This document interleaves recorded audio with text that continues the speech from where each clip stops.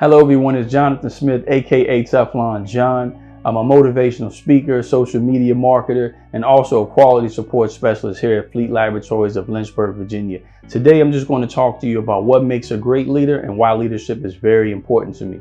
Leadership is important because it can make or break people. In today's society, we are tied to our phones and we're looking at social media. And the number one thing that we do is we follow. We always, click that follow button. And when we're following, we're looking for great leaders. We're looking for great people that are going to set the example and add value to our lives. The same thing applies on a job setting.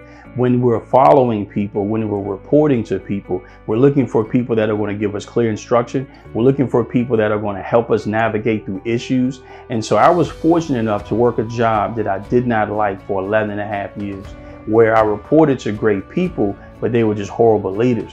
And through that experience, I began to get promoted as lead and supervisor. And what I did was, through that experience, I decided to become the leader that I wish I had. Point number 2 I would like to make is leadership has nothing to do with your title or your position. I'm gonna say it again. Leadership has nothing to do with your title or your position. So many times on a job setting, we forget that the duty still has to be carried out. And so many times it could be a custodian, it could be someone in the kitchen, it could be somebody on the assembly line that people look at as a leader because they listen effectively, they lead by example, and they apply principles and follow procedures.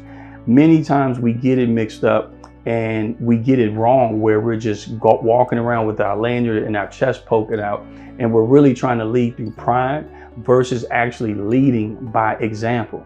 And great leaders realize that their employees report to them, but they work for their employees.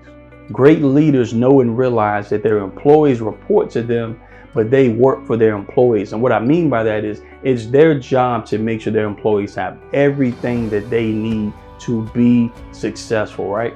It's their job to make sure that their employees, make sure that they're checking in with them, make sure that they're showing that they care. But ultimately, it's your job. If they don't have something, if the procedure's not right, if work is, is becoming draining because they don't have all the materials, if they don't have all the access, if they don't have the programs, it is your job. And as leaders, sometimes we are so focused on being in charge that we forget about those in our charge. I'm gonna say that one more time. Sometimes as leaders, we are so focused on being in charge that we forget about those in our charge. And so what I want you to really focus on is all of us that are leaders, everybody that has a leadership position, everybody that's in a leadership role, let's change the perspective on that principle and just realize that everybody that reports to you, you work for them, check on them, see what they need, and make sure they have the tools that they need that are necessary to be successful. And now I'd like to end this presentation with just leadership requires sacrifice. When I was younger, at the age of 14, me and my mother were being mistreated by my stepfather. I'm gonna just be totally transparent. And through this, my stepfather just left us. And when that happened, we lost our house. And so my mother and I had to move to public housing. We had heard about public housing, but really never had to deal with it. And through that, when we moved, we didn't have a lot of furniture, we didn't have a lot of money. And for a bed, we had one top mattress. Not the box spring, but just the top mattress. And so my mother told me that night for me to take the top mattress, and that's how we would make it through the night.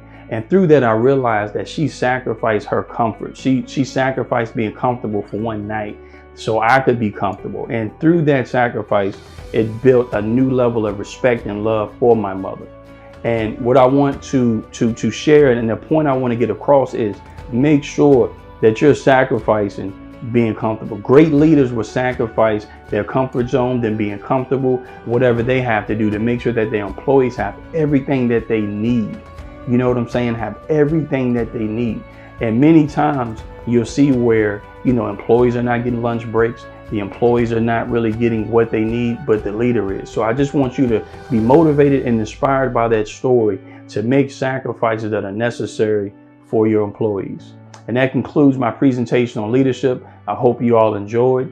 Be safe, one love, be blessed.